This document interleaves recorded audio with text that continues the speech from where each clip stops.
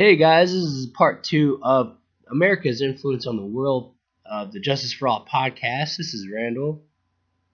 And I'm Gage. Yep, and we were just talking about our the latest news of Syria and how that relates to things. We were just kind of giving our inputs on that. Go see part one for that recap. Sometimes I think when I recap these things, Gage, that it takes about almost 2 minutes and that's boring for me, so I just try to give our viewers, an initiative to go see the video. Yeah. But pretty much, Gage and I, so we've just been talking about all that. So what's next on the agenda, Gage? Is there any other final thoughts you had about our influence in Syria? I think we covered a lot of it, but. Yeah, I think we covered basically everything that we know. And, I guess we'll just wait to see if more information comes out, if it ever does, or if it just gets brushed under the rug, like it seems to. A lot of things. Yeah. Yeah. Sure. But, so what was... So next... Yeah, go ahead. Next on the agenda, the whole summit between North and South Korea and our role in that. Yeah. So what are your opinions on that? That was good. Yeah, sure. Again, this is something I don't know a lot about, but from what I've read briefly, they had to disband North Korea. First their nuclear program, as well as kind of, from what I also read, are they trying to become like one Korea? Are they trying to? Well, I mean, something that's like that. Or? On the table, but I think North Korea wants to stay their own separate country. Okay. Yeah. Why don't you? Do you have a little bit more on this? I mean, maybe you give me a rundown, and then I. Yeah. Okay. Sure. Yeah. So from everything that I know, they're meeting this week in a summit. Basically, I don't know if Trump is going to be. I think he's going to be there as well. Well, I know he's meeting sometime next month with Kim. Yeah, and then he has his own personal meeting, but I think he's going to be at this summit too. Okay. But basically they want to negotiate the end of the Korean War, because back in the 50s the Korean War didn't end technically. It was just a ceasefire. So they've technically been at war ever since, even though they're not fighting. They're not really fighting. But they're talking about ending that. They're talking about getting rid of the demilitarized zone there that they have, like that giant wall of troops and all that stuff on both sides. They're talking about taking that down. North Korea is talking about denuclearization and getting rid of one of their key nuclear testing facilities. So, I mean, I think, in my opinion, it's a good step. We'll see. If it seems like we've made more progress than we ever have with this. We'll see if it lasts, and we'll see if Kim Jong-un isn't just full of it and goes back to what he's doing a couple months from now. But the weirdest thing to me is that, like, just a few months ago, he was talking about, with threatening everyone with nuclear missiles and how he was going to launch a missile at us and blah, blah, blah. And then all of a sudden he changed course completely and is like, okay, we're taking our nuclear weapons away and we want to end the war with South Korea. It totally did a 180. Right. Which is weird. So a few things. Overall, this sounds like a great thing.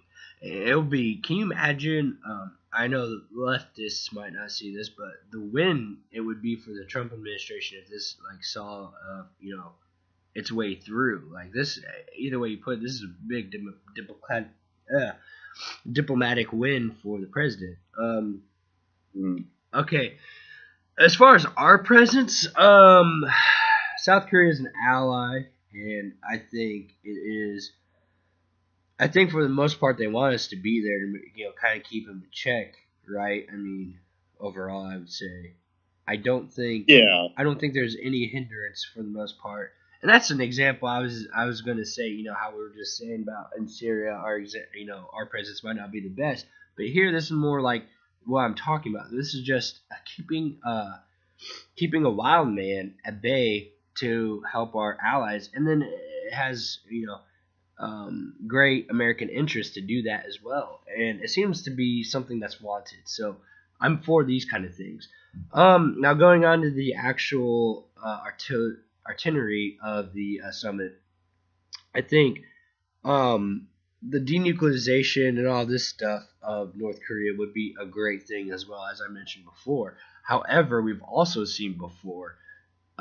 You're wondering why the narrative has changed. It's because this guy's running out of money. They don't have money. Yeah. They need money. Yeah. And what do? Hey, America, we will stop this for a while if you write us a big check.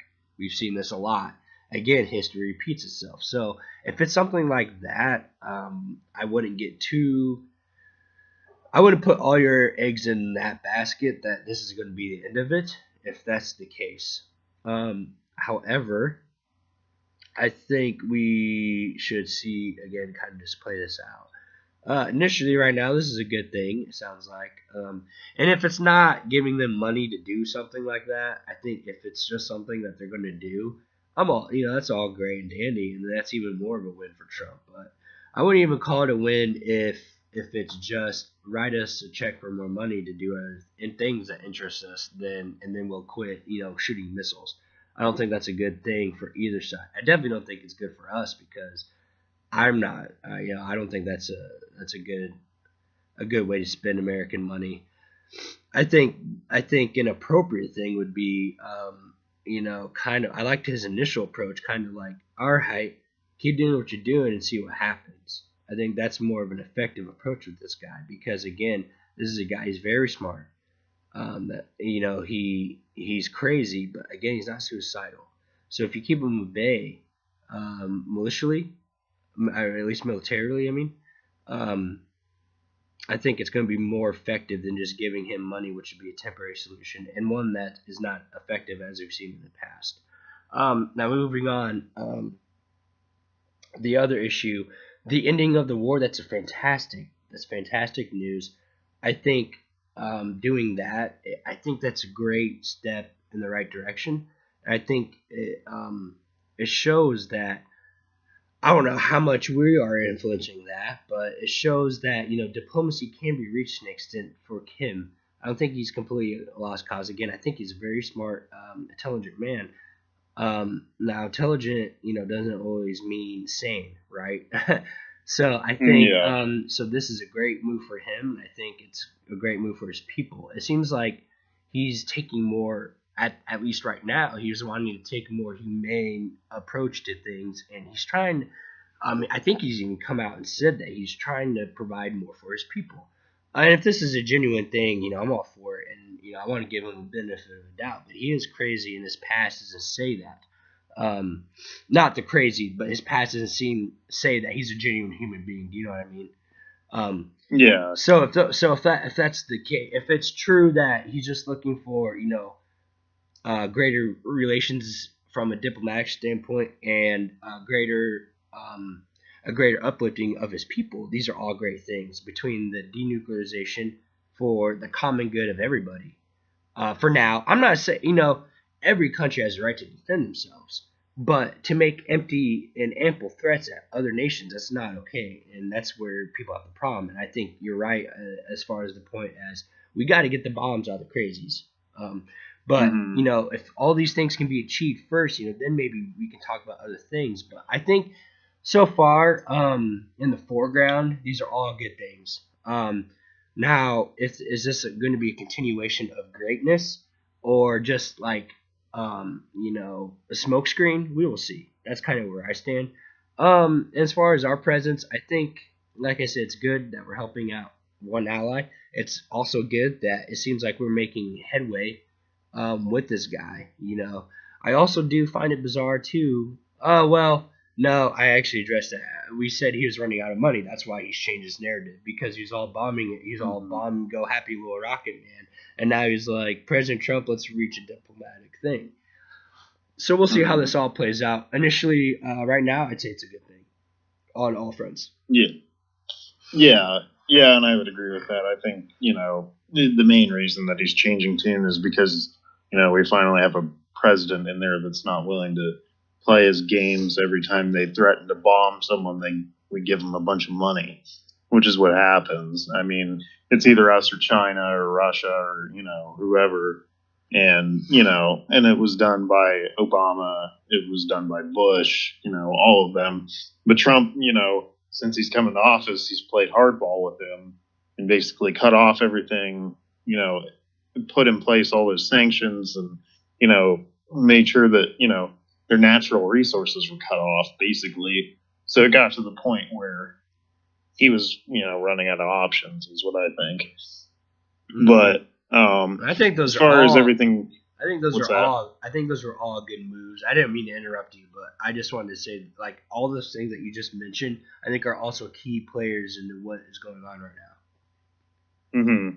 Yeah, I agree, and I would agree too that everything that's going on right now, hopefully, is legit, and hopefully it's not just smoke and mirrors for a couple months and everything goes back to business as usual here, or even after Trump gets out of office and somebody else gets elected, then he starts freaking threatening people again because he'll be in power for the rest of his life, which he's only in his 30s since he's a dictator.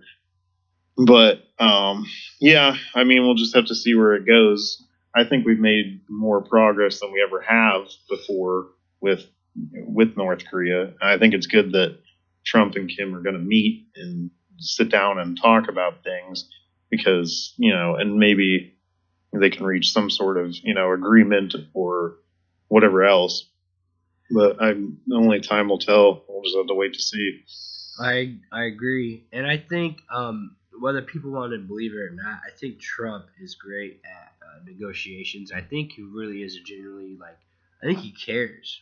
As far as, I think world leaders see these things. I think he's a very powerful individual, and I think he has a position, and people respect those kind of things. I think that he doesn't go into the mindset, with this meeting with Kim to bully him around for the most part. I really don't think. I think it's to solve problems. I think Kim sees that, and not just Kim, but Putin even and all that. Which again leads me to believe. I think back to what we were saying with the Assad, I think if Trump just sat down with that guy and found out, I think he'd find a lot more out than what we even know now. I think, the power of diplomacy is a really big thing. I think we have a good guy in there right now to help, spread that, because I think for the most part, people would say he's a likable guy as far as from an international stage I've seen. I don't really see too many people that are against Trump other than the initial reaction of, oh, look at this now. But, really when you get one-on-one with the guy, they say he's pretty genuine. Yeah, well, and you look too, I mean, the Trump that you see on TV and the Trump that's behind closed doors are two different people. The Trump that you see on TV is the troll Trump that, gets free media coverage and everything else. I mean, that's one of the big reasons why he won the election with spending as little money as he did, because he got free coverage with everything, with every statement that he ever said, with any action that he ever did. He got free coverage, and he's doing the same as president now. Mm-hmm. But behind closed doors, I mean, you look what's happening. One of the biggest fears from the left was that, all of our international relations are gonna go down the tube, and all this other stuff. But I mean, you look at our relations with Japan. He's great friends with the prime minister. They're like best friends. Yeah, I know. I mean, they're together all the time. You look at him and France's president, Macron, that just got elected a few months ago. They're good friends. South Korea's leader, they're good friends. To have a sit down with Kim, that's a big thing. I don't even think Obama did that, did he? No, I don't think so. I mean, we haven't had it. I think Bush might have once. But it's just sure. That's even crazy. It's just this guy, he can reach people. And people want to sit down with him. Putin, how many times Putin said, hey, when is it going to be our turn? It's just because I think the reason why it hasn't been is just because of all this other Russia shit. But that's a shame. Well, Well, and even with these trade wars that we've been getting into with the tariffs and stuff like that, like us or him and the Chinese president have been civil about it pretty much. They say there's no hard feelings between them, and they talk and stuff like that. So I mean, yeah, I agree, and they seem to be pretty, like you said, civil too. Like, no harm, no foul, but game's on, as we've seen. But we have to do what's best for our country. Yeah. So overall, you're saying that overall these things with the North Korea and South Korea summit, and then the potential meeting with Trump and Kim down the road, you're saying these are all good things. Yeah, I think the best way to solve this is open dialogue, and hope and pray that it doesn't come down to actions eventually, whether it be war or whatever. But, the best way to solve it would be through peaceful measures like we're doing now. I agree with that. Yeah, that's a good way to handle it. Like I said, I just hope it isn't, like I said, a front initially. We'll see what happens. I'm all for it. I agree that we've made a lot of progress with this administration. This is fantastic news. So what was the other thing you wanted that we mentioned? You remember?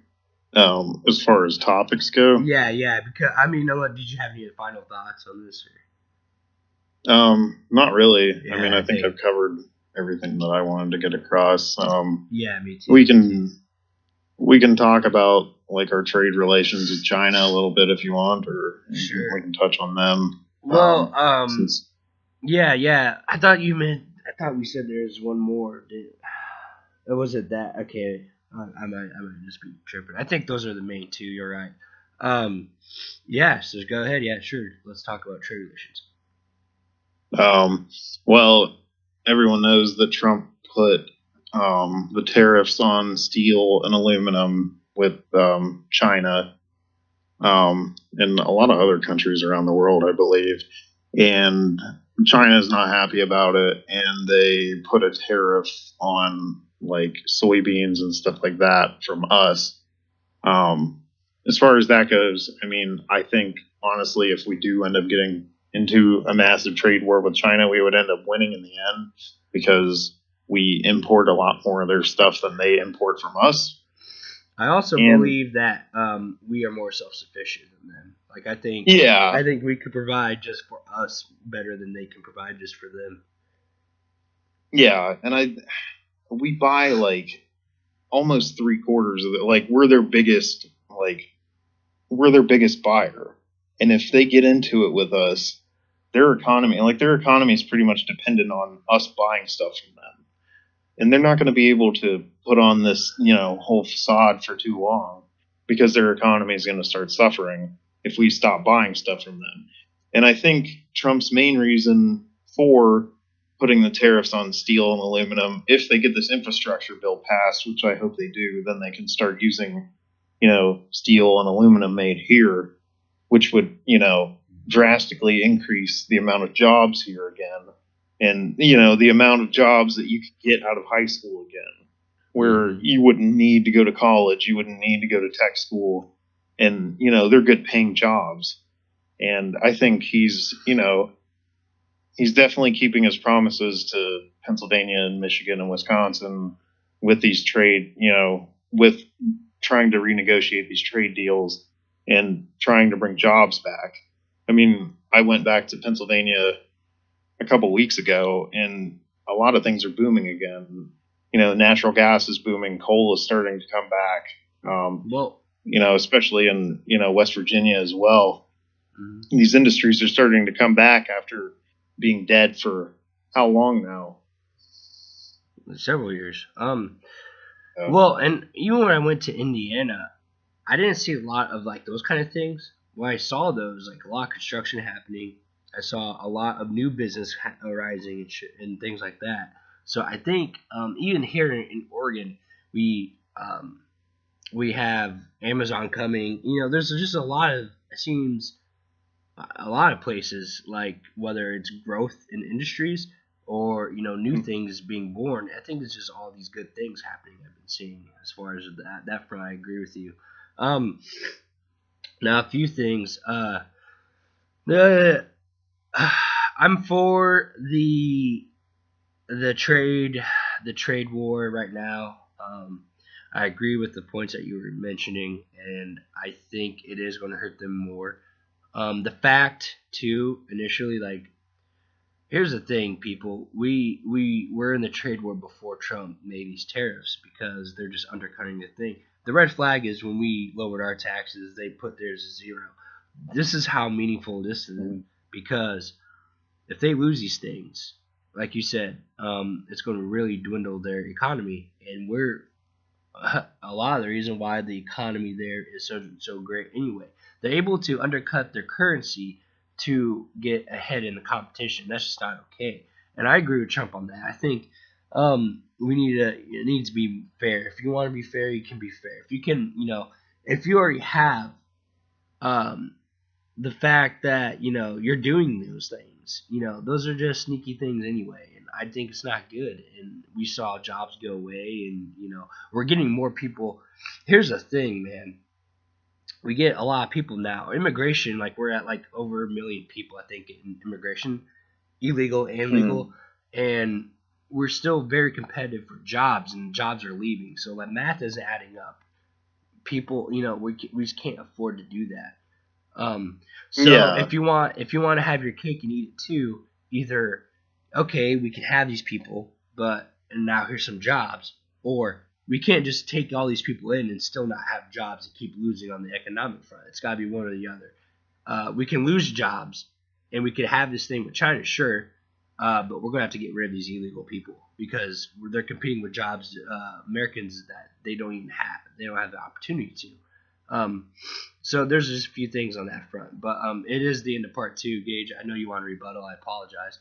But we'll finish this up at part 3. Thanks, guys. This is the Justice for All podcast.